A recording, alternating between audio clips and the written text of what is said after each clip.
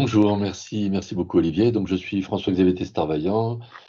Je suis l'un des points de contact nationaux pour l'énergie et cette présentation sera une présentation à plusieurs voix puisque donc je vais commencer par présenter l'appel à projet pour sa dimension énergétique, puis Julien Tenedos, qui est point de contact national pour les sciences humaines et sociales, présentera l'aspect sciences humaines et sociales, et enfin Nicolas Dupuis, qui est également point de contact national pour l'énergie, vous prodiguera quelques conseils ou quelques recommandations de rédaction et vous indiquera dans quel contexte cet appel à projet s'inscrit dans l'histoire des appels à projets du programme cadre Horizon 2020.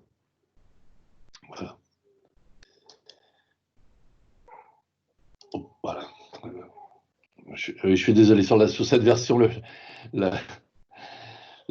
nom de notre collègue PCN SHS n'apparaît pas, je vous prie de nous en excuser. Voilà. Alors, il y a un premier avertissement, c'est que, comme vous le savez, probablement, on travaille sur, non pas la version finalisée, publiée des appels à projets, mais sur les brouillons qui ont été transmis par la Commission aux différents ministères de la Recherche des États de l'Union. Et cet appel à projet-là, lui, est un peu particulier en ce sens qu'il est probablement l'un de ceux qui est parmi les moins finalisés. Et quand on a pris contact avec la Direction générale pour la recherche à la Commission européenne, on nous a très clairement indiqué qu'il était possible, voire probable, que cet appel à projet tel qu'on le connaît aujourd'hui serait très profondément remanié, sur le fond comme sur l'aspect budgétaire. Donc, ce dont on va essayer de vous parler aujourd'hui, c'est moins des détails de l'appel qui pourraient varier que de l'esprit dans lequel la Commission publie cet appel et ce type d'appel en général. Donc, il est très probable que cet appel à projet sera publié avec les autres au milieu du mois de septembre, mais il n'est pas impossible que, si ça n'est pas le cas, la date finale de dépôt soit différée au-delà du mois de janvier 2021. Alors, les principales caractéristiques de cet appel à projet, donc son titre d'abord, hein, qui est un point important, il s'agit d'accélérer la transition énergétique et l'accès même à l'énergie du continent africain. Il a une référence qui est son petit nom par lequel la Commission l'appelle. La date de dépôt qui est prévue aujourd'hui, c'est fin janvier 2021. Il s'agit d'une Innovation Action.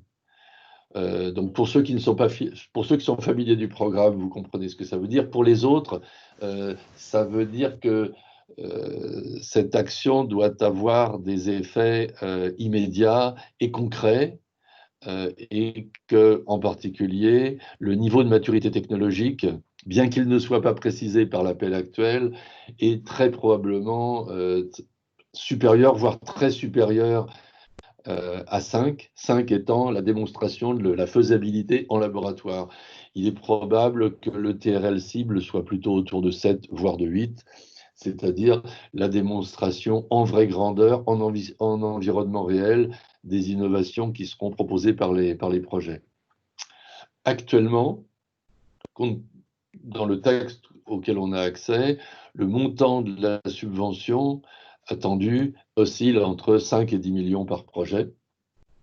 Et le fait que ce soit une action d'innovation, une IA, signifie que pour les entités à but non lucratif, le taux de subvention est de 100%, et pour les autres, il sera au mieux de 70%. Mais encore une fois, il n'est pas impossible que ces données changent.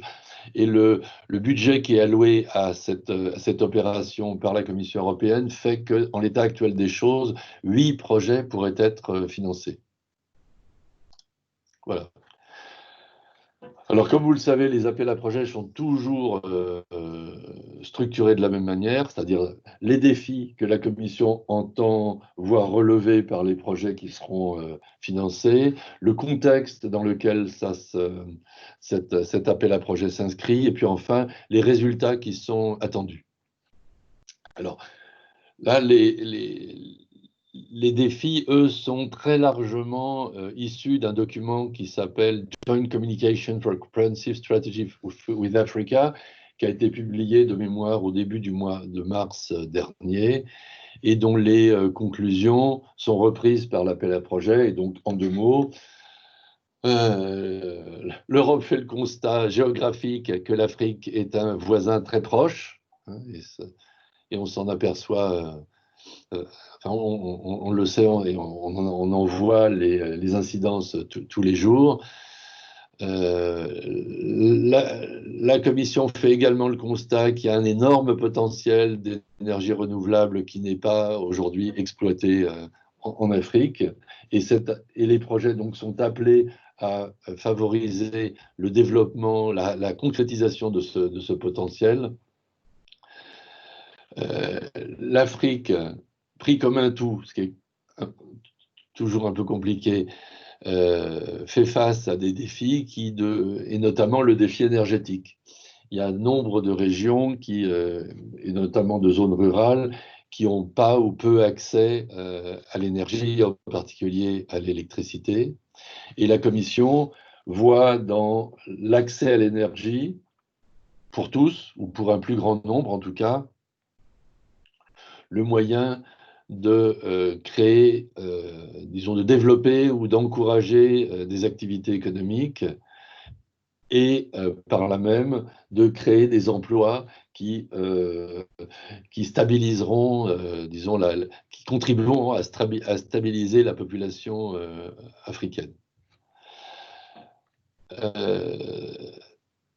La Commission, par ailleurs, et ça c'est un leitmotiv, je pense que Nicolas nous en reparlera à propos des appels à projets qui sont précurseurs de celui-ci, la Commission considère qu'un certain nombre de technologies, de solutions sont développées en Europe qui, modulo une adaptation, une adaptation et la démonstration concrète de la faisabilité de leur adaptation sur le territoire africain, pourraient contribuer à améliorer les conditions économiques, environnementales, sociales, voire de santé des populations. La Commission fournit une adresse électronique, une URL, qui est celle que j'ai indiquée en bas, et que vous retrouverez dans la présentation qui sera publiée sur le site horizon2020.gouv.fr, fournit beaucoup d'informations sur la relation qu'elle entretient aujourd'hui avec les différents États africains et l'ambition qu'elle a pour les années à venir. Voilà. Donc là, on passe à la section que la Commission appelle contexte, scope. Et donc, ce qu'attend la Commission, c'est donc la démonstration. Hein. Donc là, disons, ça concrétise le fait qu'on est plutôt sur des TRL, donc des niveaux de maturité, des solutions dont les niveaux de maturité technologique sont élevés, autour de 7 probablement, pour, disons, contribuer à adapter disons, les infrastructures sur lesquelles le projet se focalisera au changement climatique via une analyse complète du cycle de vie des solutions qui seront proposées. Et la Commission insiste, et ça je pense que c'est un des points qu'il faut traiter impérativement dans un dossier qui répond à cet projet, c'est disons la conjonction de l'eau, de l'accès à l'eau, l'accès à l'énergie, l'accès à la nourriture. Donc, il est probable que les projets devront, via, disons, la mise en œuvre de solutions énergétiques, traiter d'un meilleur accès à l'eau, et d'un accès à la nourriture facilité. Et enfin, donc là, on est sur des choses qui sont sensiblement plus techniques. La solution, la Commission souhaite que soient mises en place des solutions soutenables, donc pérennes, d'accès à l'énergie dans des conditions de décarbonation le plus important possible, et notamment pour ce qui est de l'accès aux zones qui n'ont pas accès aujourd'hui à l'électricité, notamment les zones périphériques des grandes villes africaines ou des villes africaines, et évidemment les zones rurales. Et l'intégration de ces communautés auxquelles on apporte de l'énergie, auxquelles des solutions techniques apportent de l'énergie, au réseau, au système énergétique existant. Le paragraphe suivant est une extraction de l'appel à projet que j'ai copié ici pour vous indiquer que la Commission attend vraiment un projet qui associe évidemment des acteurs européens, mais également des acteurs africains et à tous les niveaux. Pour la fourniture de matériel, pour la fourniture de ressources humaines et pour, évidemment, l'intégration de la solution dans le contexte économique local. Donc, il s'agit d'un projet européen, mais les acteurs, des acteurs africains sont les bienvenus et devront être intégrés impérativement au consortium.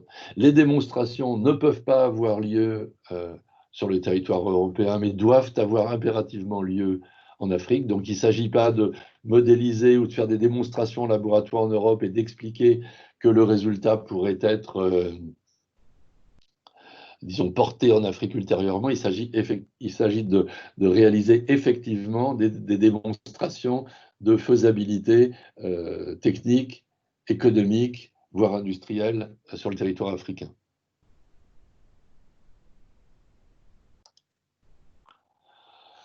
Et donc, on passe à la troisième section, ce qui est attendu par la Commission. Et la Commission a choisi pour cet appel à projet de distinguer trois termes, un court terme, un moyen terme et un long terme.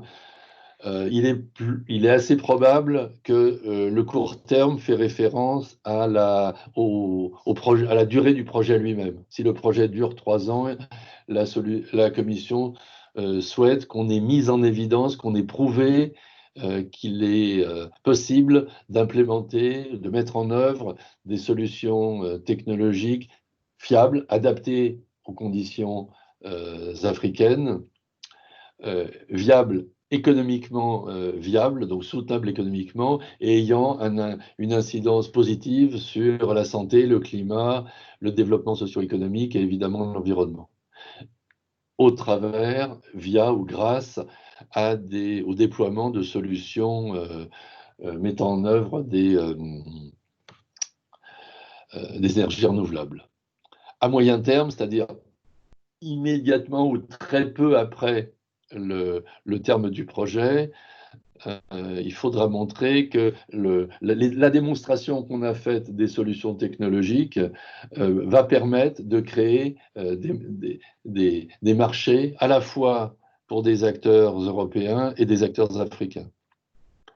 Donc il faut montrer que les solutions qu'on aura mises en place sont réplicables, comme on dit à Bruxelles, c'est-à-dire qu'elles sont duplicables sur un nombre significatif d'autres sites. Donc il ne s'agit pas de faire du sur-mesure, mais plutôt de faire du prêt-à-porter, pour utiliser une métaphore vestimentaire. Et à long terme, donc là très sincèrement, on est plus dans le vœu pieux qu'autre chose. À long terme, il va de soi que c'est ce qui est l'ambition de la Commission, c'est de faciliter, de favoriser la croissance économique des différents États du continent africain et la création d'emplois, et ce, à la fois en Afrique, bien sûr, mais également en Europe, et ça, c'est une conséquence du développement des nouveaux marchés qui est souhaité pour le moyen terme. Je laisse maintenant la place à notre collègue des sciences humaines et sociales qui va vous dire quelques mots donc, du contenu lié à ce domaine pour cet appel à projet. Juste avant, François-Xavier et Julien, est-ce qu'il y a des questions de la part des participants sur la première partie qu'on a vue? Dans le chat, il y a eu 2 questions. La première sur est-ce que cet appel est le seul appel Green Deal concernant l'Afrique? Donc oui, mais dans la partie de la présentation qui arrivera après, je vous présenterai une autre possibilité aussi avec un autre projet où vous pourrez participer. Et la deuxième question, c'était comment les acteurs africains seront financés. Ils seront, dans cet appel à projet, les partenaires africains sont considérés comme des partenaires à part entière, puisque la Commission demande qu'on travaille avec eux. Donc, ils seront, suivant les mêmes règles que les partenaires européens d'Horizon 2020. Un budget sera identifié dans le dépôt de projet pour ces partenaires et la subvention sera versée aux partenaires africains via le coordinateur, comme d'habitude. Et du coup, c'est sous forme de subvention.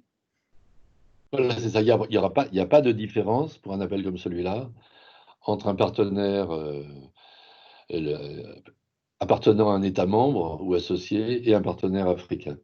Et par ailleurs, juste un petit point, à ma connaissance, les partenaires africains peuvent être engagés dans n'importe quel projet Horizon 2020 pourvu que leur contribution soit significative et pertinente. On a une autre question pour les acteurs africains. Est-ce qu'une association, une structure d'expérimentation comme un village durable peut être considérée comme un acteur et qui peut être financé? Oui, tous les types de partenaires sont éligibles au programme, qu'on soit sur des associations, des ONG, de la collectivité locale, des villages. La seule chose, c'est qu'il faut que il faut que l'organisme soit une entité légale, une existence légale et qu'il soit indépendant. Il faut qu'elle ait une existence juridique. C'est ça. Alors la question, est-ce qu'il y a des partenaires africains avec nous aujourd'hui? Je ne sais pas, je n'ai pas fait le détail des participants. Est-ce qu'il est diffusé en Afrique également? Je ne peux pas vous répondre à mon niveau, mais je pense qu'il a été diffusé en Afrique également, je pense. Je regarde juste les questions d'après aussi. Est-ce qu'il est envisagé d'ouvrir le call à d'autres pays tiers que l'Afrique qui ont un potentiel, comme le Chili? Alors là, François-Xavier, si tu as compris la réponse qu'on a eue hier de la Commission, je veux bien que tu essayes de répondre à celle-là. Oui, à vrai dire, pendant le précédent comité de programme, c'est-à-dire la réunion, l'instance qui réunit les États membres et la Commission, une question similaire a été posée pour le Moyen-Orient, et la réponse de la Commission était, pour être très franc, strictement incompréhensible, donc on l'a interprété collectivement comme une réponse négative. Voilà. L'appel est uniquement orienté développement des énergies renouvelables, y compris le thème adaptation. Alors, si je comprends bien, c'est est-ce qu'il n'y a pas d'autres solutions énergétiques que les énergies renouvelables? C'est peut-être ça la question. Il me semble qu'on peut aller vers autre chose que les énergies renouvelables si on respecte les attentes liées au climat et puis les attentes africaines comme l'accès énergétique pour tout le monde, des choses comme ça. On peut travailler sur des solutions microgrid qui sont indépendantes du renouvelable ou pas et qui peuvent être comprises. Très sincèrement, je pense que du microgrid qui serait alimenté par des générateurs diesel, Oui, je crains que ça ne soit pas éligible. Ensuite, je prends encore juste 2 questions avant de placer la parole à Julien. Est-ce que vous confirmez que les partenaires d'Afrique du Sud seront financés dans ce projet? Normalement, on considère toute l'Afrique, oui. Oui. Et la protection des NBS des zones côtières fait-elle partie de ce call? Alors ça, François-Xavier, je ne sais pas. À vrai dire, je ne sais pas ce que sont les NBS.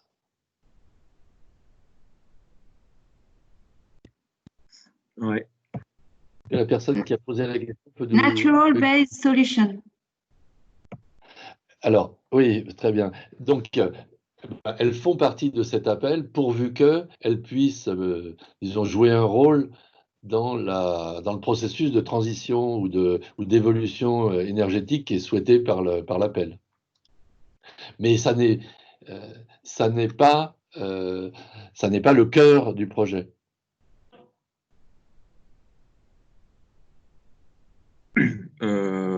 Bon, il reste 2 questions. François-Xavier, peut-être qu'on peut les prendre tout de suite aussi, puis après on passe à la suite. T'en prie, oui. Donc, est-ce qu'on peut rajouter des aspects qualité de l'air? Oui, bien sûr, il y a une dimension santé qui est importante. Mais encore une fois, je peux faire la même réponse que pour la question précédente. Ça n'est pas au cœur du dispositif, mais la santé est mentionnée comme l'un des résultats, enfin l'amélioration de la santé est mentionnée comme faisant partie du contexte et faisant partie des résultats attendus. Donc s'il s'agit de mettre en place un programme médical qui permet de lutter contre telle ou telle maladie, non. Mais si on peut démontrer que la réduction des polluants en environnement urbain peut-être est une conséquence de la décarbonation des moyens de transport ou des moyens de climatisation, oui. D'accord. Et la dernière qu'on prendra pour l'instant, on essaiera de répondre aux autres après. Concernant l'impact à moyen terme, faut-il prévoir dans le consortium des partenaires tels que des grands groupes privés énergétiques? Je pense, sincèrement, je pense pas qu'il soit impératif d'intégrer des grands groupes énergétiques. Et quand on dit la démonstration à moyen terme d'opportunités de développement pour des sociétés africaines, je pense que ça passe par ce que j'ai dit, c'est-à-dire la démonstration que les solutions qu'on a développées sont réplicables.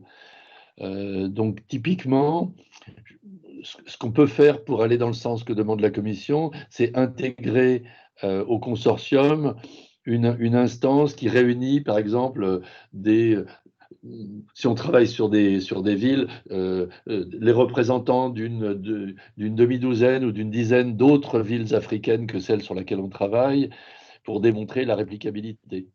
Et ça, en soi, c'est une démonstration disons, du potentiel de création économique associé au projet. Oh, ok, je vous propose qu'on continue. On essaiera de prendre les questions tout à l'heure. On est quand même limité dans le temps, donc je préfère qu'on fasse toute la présentation, quitte à ce que vous reveniez vers les PCN ultérieurement. Donc, Julien, je te laisse la main pour la partie SHS. Ouais, merci Nicolas, merci beaucoup François-Xavier également pour la présentation de l'appel. Alors, je m'inscris complètement dans les remarques de François-Xavier sur l'appel et sur la zone géographique visée de l'Afrique. Effectivement, quand on parle de l'Afrique, c'est quand même un continent qui est très très vaste, qui est très grand, et je m'inscris d'autant plus dans les commentaires de François-Xavier que quand il parle de faire du sur-mesure ou du prêt-à-porter, je pense que là, la réponse à apporter, évidemment, sera plutôt du côté du sur-mesure, parce que, étant donné que les solutions qui doivent être proposées dans le cadre de cet appel doivent pouvoir s'appliquer en tout cas prendre racine de manière locale, il faudra évidemment considérer les différences culturelles locales qui sont très importantes sur le continent africain. Donc je suis quand même aussi un peu étonné du coup par l'écriture de cet appel par la Commission européenne, mais qui en même temps donne la possibilité de pouvoir implanter son projet sur toutes les zones en Afrique, ce qui est aussi du coup un bénéfice peut-être de cet appel. Alors, pour reprendre donc un peu plus la participation des sciences humaines et sociales, je remercie mes deux collègues aussi de nous avoir invités parce qu'elle n'était pas non plus spécifiquement mentionnée, cette participation des sciences humaines et sociales, mais en même temps, une fois de plus, elle est un peu essentielle et un peu évidente pour qui connaît les terrains africains en particulier parce que cet appel demande véritablement à ce qu'il y ait une implantation locale des solutions, donc à une nécessité de comprendre des enjeux spécifiques culturels, sociaux, économiques tout à fait locaux. Et donc, on ne parle pas du continent africain en général, mais vraiment de solutions qui soient locales et donc qui s'impliquent soit dans des zones africaines, soit dans des pays. Et ces spécificités africaines, elles sont donc à prendre en compte. Donc évidemment, les sciences humaines et sociales sont amenées à participer, et peut-être en fait moins au travers de disciplines qu'au travers d'institutions. Parce que les disciplines qui sont amenées à travailler sur cet appel, ou les chercheurs en sciences humaines et sociales qui peuvent être amenés à travailler sur cet appel sont évidemment tous les chercheurs autour de la compréhension des enjeux sociaux. Alors on pense aux sociologues, aux démographes, à la géographie par aire culturelle, évidemment les anthropologues, ethnologues, sciences de la religion et autres, qui sont les premiers spécialistes en fait de la compréhension des contextes et des dynamiques locales, sociales, culturelles et économiques. On parle de développement économique aussi et de solutions qui soient commercialisables. Donc évidemment, l'économie et les sciences de la gestion seront impliquées. Et concernant les actions de formation, il faut évidemment aller voir du côté des sciences de l'éducation. Mais c'est moins du côté donc, de ces disciplines, comme je vous le disais, que j'aurais envie de porter votre attention qu'au niveau des institutions. Et pour le coup, la France et le continent africain aussi est doté de très belles institutions de recherche dans tous ces domaines. Et je conseillerais en fait à ceux qui nous écoutent plutôt que de chercher en fait un sociologue ou un démographe ou une géographie culturelle, de contacter directement en fait les acteurs français qui travaillent soit en France, soit directement sur le continent africain pour pouvoir s'allier avec eux parce qu'ils sont vraiment à la pointe de la compréhension aujourd'hui des enjeux locaux africains. Je pense notamment et en premier lieu, évidemment, aux instituts français de recherche à l'étranger qui se situent en Afrique. Il y en a plusieurs en Afrique du Nord, il y en a un en Afrique du Sud, il y en a un autre à Nairobi.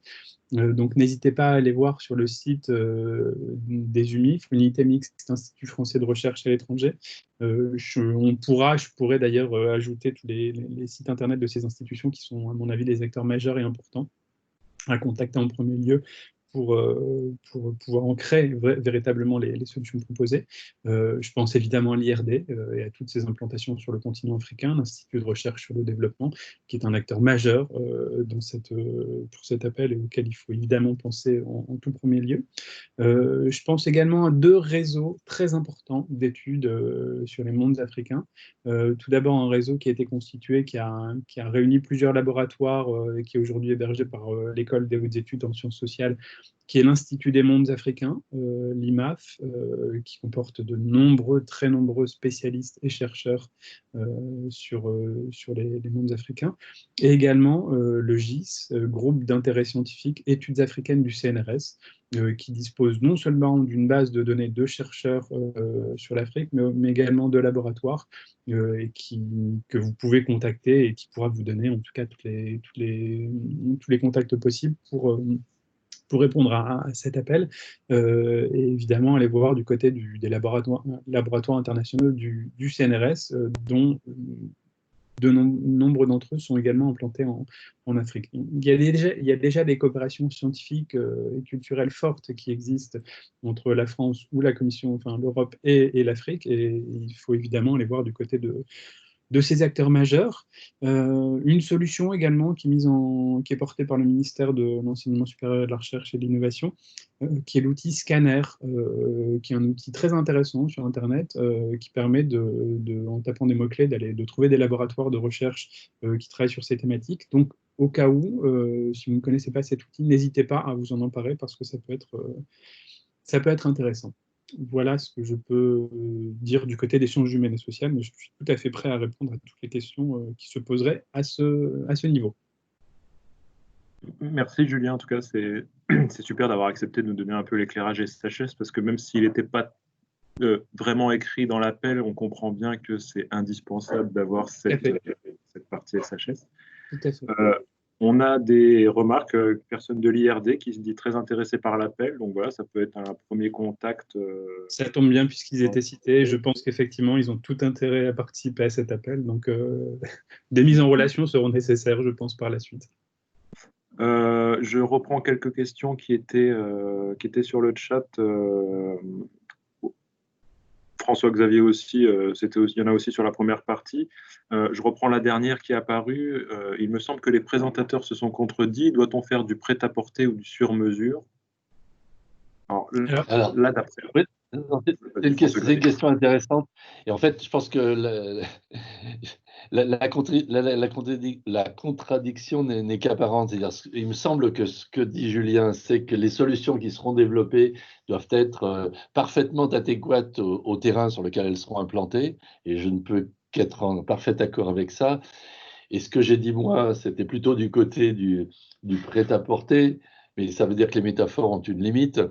Ce que je voulais dire, c'est que les solutions telles qu'elles seront développées doivent pouvoir être dupliquées sur d'autres terrains. Donc évidemment, on doit être dans le sur-mesure local, on doit répondre à des besoins précis et locaux, mais il faut également démontrer que ces besoins précis et locaux ne sont pas uniques sur le territoire africain, mais qu'il y a beaucoup d'autres endroits sur lesquels les mêmes solutions, modulo une adaptation de surface, pourraient trouver un terrain d'application.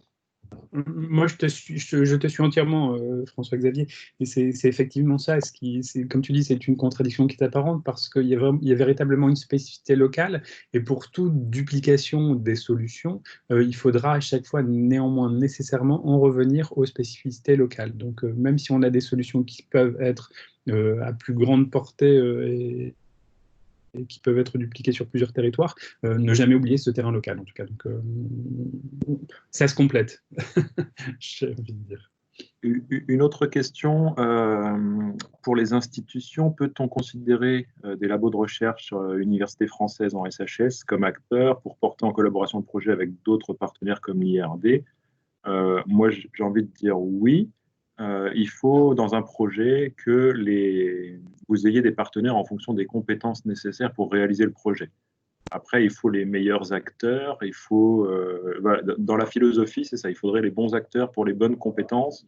Et il n'y a rien qui contredit que vous ayez des labos SHS d'universités françaises avec l'IRD ensemble qui travaillent sur le projet. Tout à fait, je suis d'accord.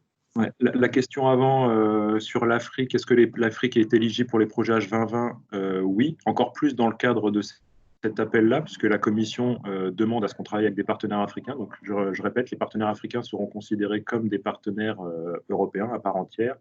Donc, on va établir leur budget dans la proposition et on aura la subvention dédiée à ce partenaire qui arrive.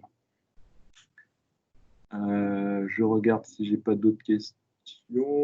Ah oui, il y avait la question, est-ce que les partenaires africains doivent présenter une expérience sur le domaine du projet? Alors, le partenaire africain, les partenaires du projet doivent forcément avoir apporté quelque chose au projet. On n'est pas simplement observateur. Si vous faisiez référence à des terrains d'expérimentation, on aura quand même un partenaire qui connaît bien le local et qui pourra évaluer une implémentation sur le terrain de manière plus rigoureuse qu'un partenaire étranger ou ailleurs. Donc, sa compétence à lui, ce serait surtout d'avoir une gestion de l'implémentation locale plus pertinente. Je ne sais pas si c'était exactement ça la question. Et enfin, la dernière question au-dessus, pour les bénéfices indirects sur la santé, la biodiversité, la lutte contre la malnutrition, la préservation des ressources, l'eau, et ainsi de suite, existe-t-il des règles de valorisation des projets déjà financés et publiés sur lesquels s'appuyer? Nous, dans la présentation, dans la suite, on va vous donner quelques exemples de projets, on va vous donner des contenus de contexte sur lesquels vous pourrez vous appuyer. Par contre, on n'a pas fait une liste exhaustive de tous les projets et ainsi de suite. Donc, c'est vraiment en fonction de ce que vous voulez proposer dans votre projet, à vous de chercher des projets ou des choses, des résultats similaires qui ont été obtenus avant. Donc pour ça, il y a Cordis, la base Cordis de la Commission européenne où il y a tous les projets financés, par exemple. Et nous, on va vous donner aussi d'autres indications dans la suite de la présentation. Il me semble que j'ai toutes les questions. Le BRGM aussi vous précise qu'il est intéressé par cet appel à projet, donc n'hésitez pas si des contacts se font, ce serait intéressant. C'est les limites de ces webinaires, c'est le côté partenarial, réseautage, donc n'hésitez pas à prendre contact avec les gens qui se montrent intéressés. bon, je ne veux pas tout citer tous ceux qui sont motivés, hein, je vous laisse prendre contact entre vous. Les technologies de l'information peuvent-elles contribuer à de tels projets? Je pense. Julien, Oui, François, un détail. il va de soi que c'est probablement l'un des contributeurs importants pour une solution technologique. Quand on dit déploiement de technologies renouvelables décentralisées, ça implique nécessairement l'utilisation intensive de technologies de l'information. Et la dernière question que je prendrai avant de continuer pour essayer de ne pas perdre trop de temps, est-ce qu'il y a des brokerage events qui sont prévus pour favoriser la rencontre? Je ne suis pas sûr qu'il y en ait de prévus. Il y a quand même des choses en distanciel qui tentent de s'organiser ou dont on parle. Même au niveau du PCN Énergie, on parle de thématiser un peu notre newsletter sur le Green Deal pour le mois de septembre avec un fort focus sur la rencontre de partenaires, l'échange de contacts, ainsi de suite. Donc, je ne peux pas vous dire s'il y en a des prévus à ce jour, mais on va essayer de faire quelque chose pour que les gens se rencontrent et échangent. Du coup, je vous propose qu'on continue. François-Xavier, je te laisse prendre la main juste sur le chat pour vérifier les questions. Comme ça, je me concentre sur la présentation. Très bien. Si je prends le contrôle, normalement, vous me dites si vous voyez les slides défiler. Oui, c'est parfait. OK. Donc, en fait, moi, je m'appelle Nicolas Dupuis, je viens de l'Université de Lorraine, je suis aussi PCN Énergie. Et moi, dans le webinaire, ici, j'ai décidé plutôt de vous parler de la contextualisation de vos projets au regard du topic qui nous intéresse aujourd'hui. Donc, on voit bien que le topic, comme on l'a déjà dit auparavant, que ce topic, c'est certainement le moins précis de l'appel à projet Green Deal, certainement le plus ouvert en termes de possibilités de projets, de solutions, de démonstrations. Et c'est certainement aussi le plus politique, c'est-à-dire qu'on a un appel qui est vraiment issu d'une stratégie, d'une politique européenne, Europe-Afrique. Donc, comme dans tous les projets, en fait, normalement, mais j'insiste encore plus ici, vous devez, avant de rédiger votre proposition, connaître et comprendre le contexte de l'appel à projet, c'est-à-dire d'où ça vient. Donc pour moi, le contexte, ça signifie plusieurs choses. Hein. Il faut savoir d'où vient la volonté de faire apparaître cet appel à projet, pourquoi la Commission a voulu faire apparaître cet appel à projet. J'appelle ça souvent le pourquoi. Quelles sont les bases stratégiques et politiques sur lesquelles il repose? Donc c'est vers quoi l'Europe veut nous emmener, et puis aussi quelles sont les attentes de la Commission européenne et ici de l'Afrique. Donc là, ce sera vers quoi on veut aller d'après quoi. Donc, la deuxième chose à prendre en compte, ça rejoint un peu la question qu'il y avait précédemment dans le chat, c'est de prendre en compte des projets qui existent déjà ou des actions qui ont déjà été financées par la Commission européenne ou même l'Union africaine pour prendre en compte dans votre projet. L'idée, c'est vraiment d'inscrire votre projet dans ce contexte et dans la continuité de ce qui a déjà été fait pour être sûr que la Commission, voilà, en fait, on considère que vous serez on vous considérera comme des acteurs au fait d'eux quand vous arriverez à expliquer que votre projet s'intègre dans ce contexte et fait suite à d'autres appels à projets. Si je passe à la slide suivante, en se focalisant sur le contexte. Donc, ce qu'il faut faire en premier lieu, c'est déjà repérer les documents stratégiques mentionnés dans l'appel à projet. Donc ici, on a le partenariat Europe-Afrique sur la recherche et l'innovation sur le changement climatique et les énergies renouvelables. Vous avez aussi les objectifs de développement durable, les priorités du Green Deal ou encore l'accord de Paris. Donc tout ça, c'est des documents qu'il faut consulter pour bien comprendre quelles sont les attentes et surtout les ambitions européennes et africaines sur lesquelles repose cet appel à projet. Mais ce qu'il faut surtout, c'est que vous citiez ces documents dans vos projets, vraiment comme des références.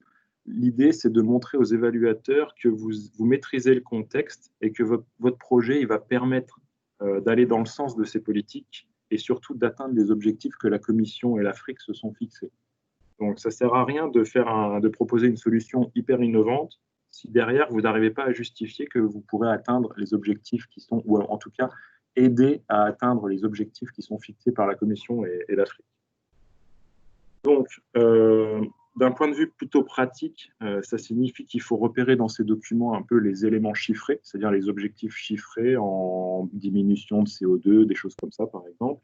Il faut bien cibler les objectifs à atteindre, et aussi, vous devez montrer que votre proposition est en accord avec ces éléments. Donc, souvent, je dis, ça correspond à donner un contexte, mais aussi à chiffrer vos impacts. C'est-à-dire que votre proposition, la rédaction de votre proposition, elle doit prouver, et je dis bien prouver, parce que même si c'est des impacts, il faut qu'on dise à l'évaluateur qu'on est sûr de nous. Il faut prouver que votre projet il va répondre à ses attentes, et pour prouver ça, il faut que votre rédaction, elle reste aucun doute. Alors, souvent, je prends des exemples. On ne va pas simplement dire que notre solution qu'on propose, elle va permettre de créer de l'emploi. Ça repose uniquement sur votre parole. Par contre, si vous dites que votre solution, elle concerne le domaine, je ne sais pas, du solaire ou du photovoltaïque, ce qui correspond à 20% du marché de l'énergie africain, je dis n'importe quoi pour l'instant. Voilà, ça veut dire que votre solution permettrait de gagner par rapport à ce qui existe 10% d'économie d'énergie. On peut donc donner un chiffre estimatif de ce qu'on espère attendre, ainsi de suite. Voilà, c'est vraiment l'approche qu'il faut avoir dans la rédaction. C'est de chiffrer vos impacts et de dire que ce résultat que vous pourrez obtenir permettra d'atteindre les objectifs fixés dans tel ou tel document. Voilà, c'est vraiment l'idée qu'il faut que vous ayez en tête, comment on rédige les projets européens. Souvent, on observe des références scientifiques très bien faites, mais on a très peu de références économiques ou alors stratégiques et politiques européennes. Donc, c'est vraiment important de lire ces documents et de les avoir. Donc, le mieux, au-delà des documents qu'il y a dans l'appel à projet, ce serait que votre projet, vous arriviez à montrer que votre projet il s'intègre dans des accords internationaux plus larges ou alors d'autres plans stratégiques européens et africains. Donc, c'est pour ça qu'en dessous, on vous a mis d'autres références européennes et africaines qui vous permettent de dire, moi, mon projet, il répond à l'initiative de l'Afrique sur les énergies renouvelables, il répond à la stratégie Europe-Afrique, ainsi de suite. Donc, c'est vraiment intéressant pour justifier vos projets. Je vous dis ça parce que une des vraies faiblesses des propositions, on fait des analyses souvent de propositions qui ont été rejetées pour voir et acceptées pour voir où on a des faiblesses. Et cette contextualisation, c'est souvent un point faible des propositions, comme le chiffrement des impacts, ou essayer de chiffrer les impacts. Donc, c'est vraiment un plus pour que votre projet soit accepté. C'est de vraiment montrer que vous connaissez le contexte, que vous connaissez les chiffres à atteindre, que votre technologie ou votre démonstration ou votre solution, elle va permettre de les atteindre, et tout ça en chiffrant.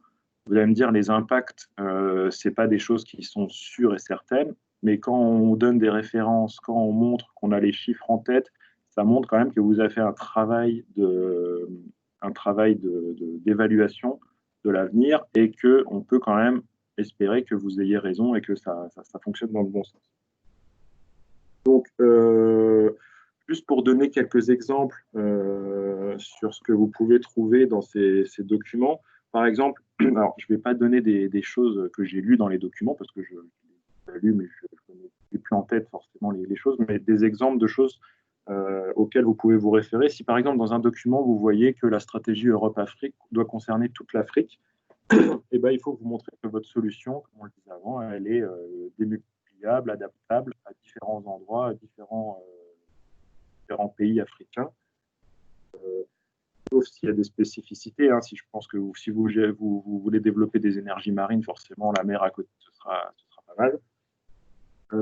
Si les documents-là, par exemple, prévoient d'insister sur la formation ou l'implication de la population ou même des jeunes, ça veut dire que vous, dans votre projet, il faut que vous ayez conscience de ça et que vous notiez des choses spécifiques à ça, par exemple une action dédiée vers ces publics, que ce soit de la formation, de la communication ou carrément impliquer la société civile dans l'évaluation de l'implémentation de vos solutions. Voilà, c'est vraiment comme ça qu'il faut lire ces documents. Vous avez des priorités, il y a des choses à mettre en avant et du coup, vous devez construire votre projet en fonction de ces attentes. c'est pas simplement je construis un projet parce que ma solution elle est vraiment efficace et puis on va montrer qu'on va gagner pas mal d'argent avec. C'est vraiment répondre aux attentes européennes et africaines. Et si l'attente c'est mettre une solution innovante, c'est bien, mais si la commission souhaite que la population locale soit formée pour cette solution, il faut que votre projet réponde aussi à ces attentes. Je passe à la slide suivante. Donc ici, on a essayé de lister quelques projets précédents qui ont été financés par la Commission européenne ou qui ont un lien forcément avec l'Afrique. Donc l'idée, c'est toujours pareil, c'est d'essayer d'identifier des projets qui sont en lien avec le vôtre, de vous montrer qu'il y a une vraie continuité ou que vous allez vous servir de résultats qui ont été établis dans ces projets. La Commission aime bien parce qu'elle déteste financer deux fois la même chose. Et elle insiste vraiment dans tous les projets pour qu'il y ait un gros axe sur la communication, la dissémination des résultats, pour que justement les autres puissent se servir de ces résultats, ainsi de suite. Donc, ces listes de projets, elle n'est vraiment pas exhaustive, mais vous pourrez en trouver d'autres sur Cordis avec des mots-clés, avec différentes solutions de recherche.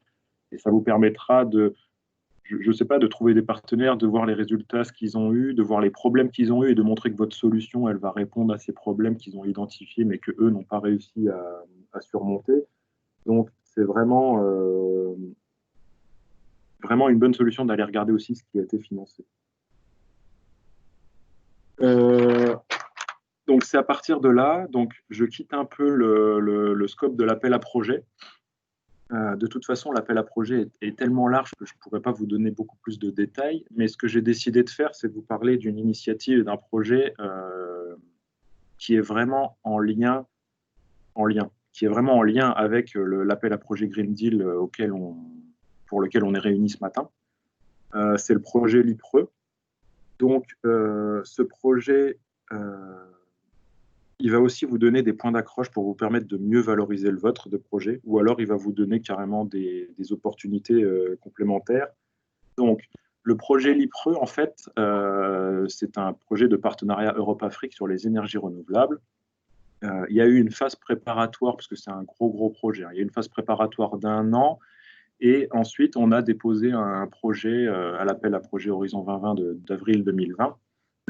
C'est un consortium qui ressemble quand même 96 partenaires de 34 pays d'Europe et d'Afrique. On a des opérateurs publics, privés, recherche, agences de financement. On a des États qui sont vraiment en soutien à partie prenante. Donc, ce projet, il vient aussi de la stratégie Union Afrique-Europe, comme l'appel à projet Green Deal, c'est-à-dire que c'était un des premiers objets de financement pour aller dans le cadre de cette politique. Et l'objectif, c'est vraiment sur le financement de la recherche et de l'innovation. Donc, encore une fois, pour le changement climatique, l'énergie durable, c'est le même document que je vous ai mentionné avant pour l'appel à projet Green Deal.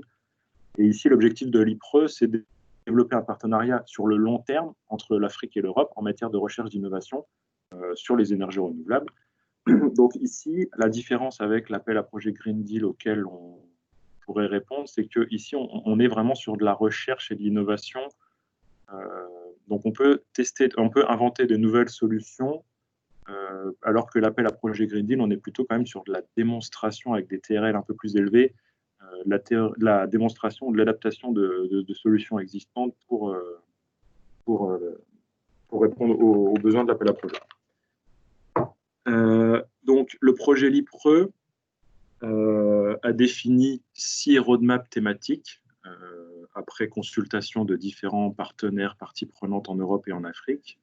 Donc, ces 6 roadmaps, je ne vais pas vous les lire, mais si vous vous inscrivez dans le cadre du Green Deal de l'appel d'aujourd'hui, vous pouvez faire référence aussi au projet LIPRE, voilà, en disant peut-être que déjà vous participez au projet LIPRE, peut-être qu'il y a des choses qui vont être faites, peut-être que vous pouvez aussi mentionner que si vous travaillez, par exemple, je reprends les smart grids, que vous pourrez vous rapprocher des acteurs dans l'IPRE sur les smart grids, ainsi de suite, parce que vous avez la liste des participants. Donc, vraiment, ça peut être un plus.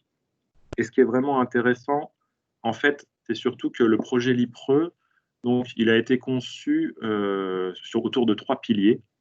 Et le premier pilier, le premier pilier en fait va ressembler on va dire, à un Eranet assez simple. C'est que c'est des agences de financement européennes et africaines qui sont regroupées, ou des États, et ils vont lancer un appel à projet, donc on espère courant 2021, auquel tout le monde pourra répondre. Ce sera un nouvel appel à projet pour financer des projets Europe-Afrique, énergie renouvelable. En France, ce sera l'ANR et peut-être l'ADEME qui vont financer ces projets. Chaque partenaire sera financé par l'agence de son pays. Donc là, c'est vraiment ici une autre opportunité pour vous pour déposer des projets. Si votre projet, vous n'êtes pas tant sur la démonstration opérationnelle en milieu réel, et vous êtes encore plus sur du recherche-développement, peut-être que cet appel à projet pourra vous intéresser l'année suivante. Il me semble qu'ils veulent en lancer 2, donc un en, on va dire, 2021 et un peu plus tard. C'est un projet qui doit durer quelques années quand même. Le pilier 2, lui, c'est des projets de recherche qui ont déjà été sélectionnés. Donc en fait, c'est une partie de la subvention est dédiée à ces projets. Donc il y a 8 projets de recherche avec des mini-consortiums établis Europe et Afrique. Donc là, c'est de l'argent qui est réservé aux membres déjà sélectionnés. Et le pilier 3, c'est tout ce qui est le management global de l'action du projet LIPRE. Donc c'est une grosse action parce qu'on parle de 2 continents. C'est assez costaud. Et voilà, je voulais attirer votre attention surtout sur le pilier 1, l'appel à projet auquel vous pourrez répondre certainement l'année prochaine. Alors, il faut savoir que l'IPRE, le projet a été déposé en avril. C'est le seul projet qui a été déposé sur cet appel à projet parce qu'il fallait que les États membres et puis les États africains se mobilisent. Donc, en fait, il y a eu une seule proposition parce que tout le monde s'est mis dessus. Et si on passe la moyenne dans ce projet, il sera accepté. Donc, il y a de fortes chances qu'il soit accepté et que l'appel à projet apparaisse l'année prochaine.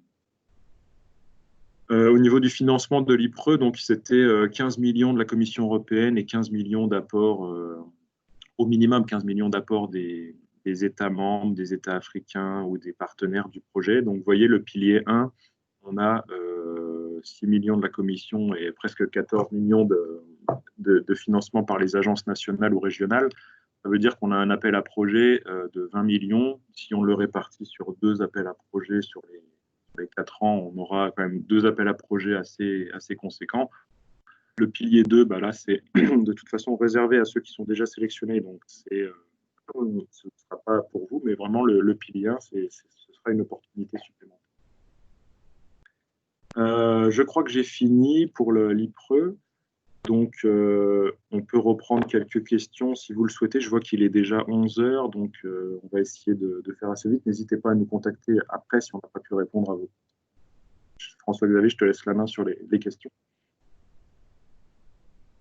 Oui, on a eu plusieurs questions. On peut peut-être commencer dans le fil de ce que tu viens de dire, Nicolas, par la question qui concerne le projet LIPRE. Parmi les 96 partenaires, quel est le partenaire coordinateur de ce projet LIPRE? Alors en fait, le coordinateur, la France a vraiment milité pour être leader de ce gros projet. Et en fait, en coordination, c'est un cabinet de consultants qui a été pris parce que coordination de 96 partenaires et une gestion énorme, c'est costaud. Après, on a les gros acteurs français de l'énergie sont présents, mais la tête de pont, c'est vraiment un spécialiste de la gestion de projets de projets d'ampleur. Après, il y a le site internet, l'IPRE, vous retrouverez tous les partenaires, tous les membres et les 6 roadmaps, vous retrouverez des documents de présentation du projet. Donc, il y aura tout sur le site internet en plus. Alors, une autre question dans un autre axe, donc je pense que c'est pour un autre appel à projet du Pacte Vert. On nous a expliqué qu'il fallait être moins dans la norme technocratique et plutôt dans la référence scientifique avec des références solides, car les évaluateurs sont des scientifiques. Alors, je peux faire une première réponse et je laisserai mes collègues compléter. En fait, il y a 2 sortes d'appels à projet, comme vous le savez probablement. Les appels dits Innovation Action, donc à TRL plus élevé, donc qui impliquent plus souvent des industriels ou que des académiques. Et puis les appels qu'on dit Research and Innovation Action, qui, elles, font la part belle aux scientifiques, aux académiques. Et donc, pour les appels qui sont à niveau de technologie, de maturité technologique bas, il est bienvenu de faire référence à des résultats scientifiques et de promettre d'autres résultats scientifiques. Pour les appels à niveau de technologie, de maturité technologique élevée, il est préférable d'associer des acteurs industriels ou des collectivités territoriales, dans le cas qui nous intéresse, et de montrer qu'on peut effectivement, concrètement, mettre en œuvre des solutions pratiques. Voilà.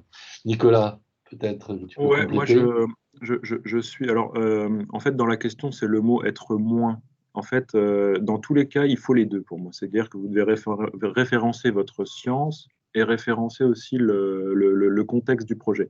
Alors, peut-être que dans certains appels à projets, le contexte est moins important parce qu'il est clair et précis. Dans le cas de l'appel d'aujourd'hui, on est quand même sur une vraie politique importante, majeure de l'Europe vers l'Afrique, avec des solutions qui sont pas. On donne pas beaucoup de précision sur ce qu'on attend des solutions. Par contre, on donne des objectifs. Alors du coup, là, c'est vraiment l'intérêt de donner encore plus de références sur ces politiques et ces stratégies européennes, parce que justement, derrière, on ne nous dit pas quoi faire exactement. Après, il y a des appels à projets, par exemple, vous prenez les FET Open, où là, on est sur de la technologie de rupture. Bien sûr qu'il y aura peut-être plus de références scientifiques à donner que de contexte, parce qu'on se projette dans un avenir assez lointain et le contexte peut évoluer. Donc, il y a certains appels à projets où la science est plus importante.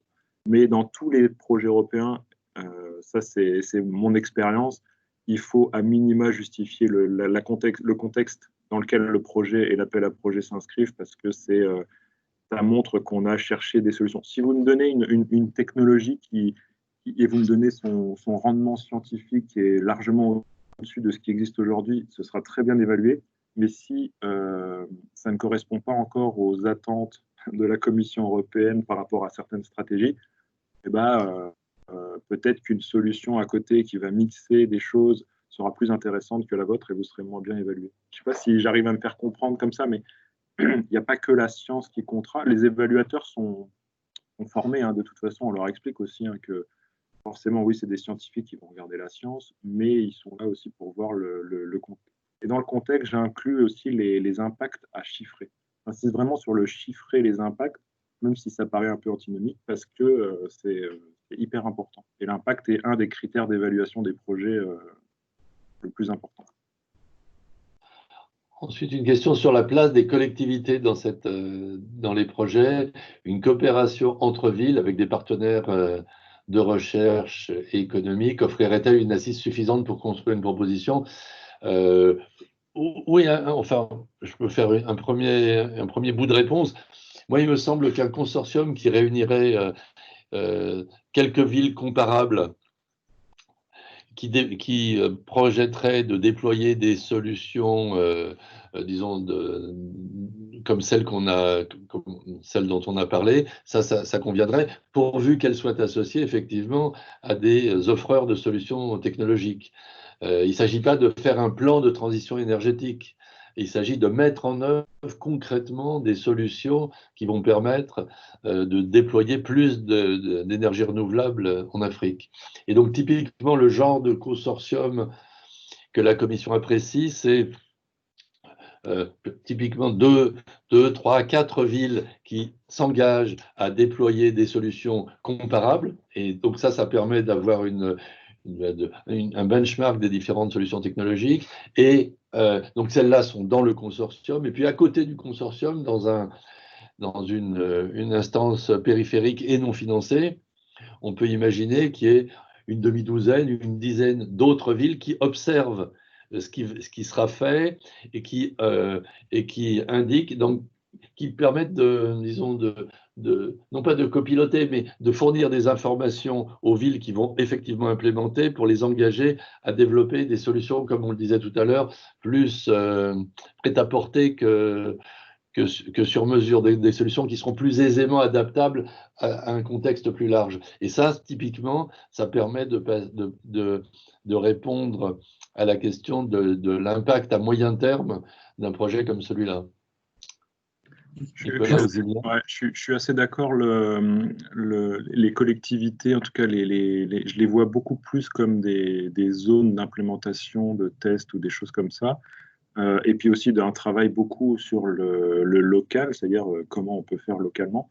Par contre, un projet qui ne contiendrait que des collectivités locales, ce serait pour moi inéligible parce que la Commission, elle n'est pas là pour financer une stratégie locale qui peut se mettre en place si on le veut. Elle est vraiment là pour financer l'adaptation de technologies ou de solutions existantes au contexte local. Donc on a vraiment quand même cette pierre d'innovation enfin pas de recherche, mais de démonstration d'innovation à faire pour adapter des solutions qui existent. Alors, moi, si je peux m'inviter dans la conversation, pardon, si je reprends la question de Yann Toro-Lassalle, l'idée, c'est vraiment de se demander si les villes, comme des grandes villes françaises, peuvent être partenaires dans cet appel pour développer des solutions, pour être démonstrateurs de solutions. Et il y en a certaines en France qui sont déjà assez impliquées sur ces problématiques, peuvent être partenaires en créant un consortium avec des partenaires académiques, de recherche et économiques. Ce serait évidemment quelque chose de très intéressant, à mon avis, qui me semble essentiel à mettre en œuvre. Et donc, il y a des synergies et des bons consortiums à monter avec des villes avec des solutions qui sont déjà développées dans des villes françaises ou en Europe, qui pourraient créer des consortiums, en tout cas avec d'autres partenaires européens et africains pour démontrer des solutions innovantes et durables. Donc oui, c'est une très bonne idée d'inviter les collectivités territoriales dans cet appel. Une autre question sur les appels à projets. Est-ce que cet appel à projet pourrait être dupliqué et avoir un lieu d'application en Amérique du Sud ou en Asie? À ma connaissance, et compte tenu de ce qu'on comprend du développement des appels Pacte Vert, non. Mais dans les appels à projets qui seront publiés pendant le programme Horizon Europe, à partir de 2021, il est possible qu'effectivement des appels soient ciblés sur l'Asie ou d'autres continents. Il y a assez régulièrement des appels qui font référence au Japon, aux États-Unis, au Canada ou à la Chine. Et enfin, encore une question. Sera-t-il apprécié d'impliquer les acteurs industriels, producteurs locaux, entre parenthèses africains, pour le déploiement de la solution? Et je me suis permis de répondre oui, non seulement c'est apprécié, mais c'est impératif. L'appel à projet explique qu'il faut une part significative d'acteurs locaux et à tous les niveaux du projet. La conception, la mise en œuvre, le déploiement et la mesure des impacts à moyen terme. Voilà. Je ne vois pas d'autres questions.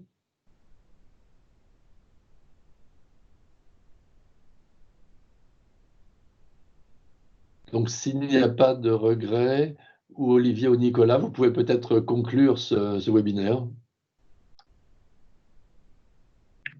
Oui, en tout cas, merci à tous d'avoir participé. On espère avoir pu répondre à quelques questions et vous aider à vous orienter pour cet appel à projet qui est quand même assez ouvert, je le répète. N'oubliez pas les PCN pour la suite. Donc, à partir du mois de septembre, on devra avoir l'appel à projet définitif, ce qui vous laisse toutes les vacances pour commencer à monter votre consortium. N'attendez pas le mois de septembre.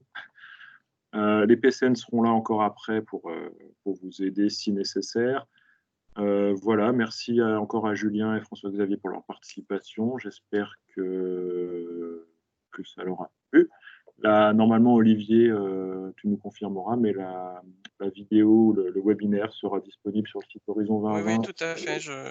Je confirme, le webinaire est enregistré, je vais le mettre en ligne et puis il sera disponible ainsi que les présentations et de tous les autres webinaires qui ont eu lieu dans cette série Green Deal sont accessibles pareil sur la même page sur le site horizon2020.gouv.fr. C'est sur la page qui est en une. Et donc, n'hésitez pas à voir et revoir ces webinaires et puis surtout à contacter les points de contact nationaux si vous avez des questions supplémentaires, bien sûr, et à préparer vos projets et vos partenariats. Il y a un rendez-vous intéressant fin septembre qui se passera uniquement en ligne, mais qui sont les journées recherche-innovation de la Commission européenne qui seront vers le 22 septembre. Donc, il y aura un certain nombre de séminaires, de discussions en ligne et d'espaces de rencontres. Il doit y avoir un travail sur le rencontre pour des partenariats aussi organisés par la Commission à peu près à la même époque. Tout à l'heure, j'ai quand même regardé la liste des gens qui étaient inscrits. Il n'y avait pas de manière évidente de champs de partenariat du continent africain qui étaient inscrits aujourd'hui. Il y avait des représentants d'ambassades, mais je n'ai pas vu d'entreprises ou d'universitaires du continent qui s'étaient préinscrits. Ceci dit, l'information continue de circuler, donc peut-être qu'on sera contacté par des gens et on vous le fera savoir. Enfin, pour tous les gens qui ont laissé leurs coordonnées, qui disaient qu'ils étaient intéressés pour avoir d'autres informations sur le Green Deal, eh bien, on pourra vous recontacter quand les appels vont sortir et éventuellement vous donner des précisions. Voilà, merci Olivier, beaucoup, merci aux intervenants. Ouais. Une petite question Olivier, il y a juste qui est apparue. une dernière question concernant la liste des participants. Est-ce qu'elle sera rendue publique? Alors, on a une liste de participants. On avait demandé aux gens qui souhaitaient partager leurs coordonnées en signalant qu'ils avaient participé à ce webinaire de la partager avec les autres participants. Donc, ceux qui ont répondu oui, on va s'occuper de ça bientôt. Voilà. Uniquement ceux qui ont donné leur accord. Olivier, Julien Ténédos, une dernière remarque. Si jamais vous avez besoin que je vous donne les coordonnées donc des différentes institutions en SHS qui travaillent sur ces thématiques, n'hésitez pas à écrire à l'adresse générique du PCN SHS, PCN-SHS@recherche.gouv.fr. On se fera un plaisir de vous mettre en lien, sans aucun problème. Oui, c'est une excellente idée. Peut-être même que tu peux faire une petite diapo, si c'est pas trop compliqué, que j'aurais pu ajouter dans la présentation et la mettre en ligne, si tu veux, ou la rajouter. Ouais, Je pense que c'est une excellente idée. Ouais. Nom et nos coordonnées, mais en tout cas, aucun problème pour donner plus d'informations par mail, évidemment. D'accord. Bon, très bien. Merci beaucoup. Merci à tout le monde. Merci à tous, en tout cas. Bonne journée. Merci.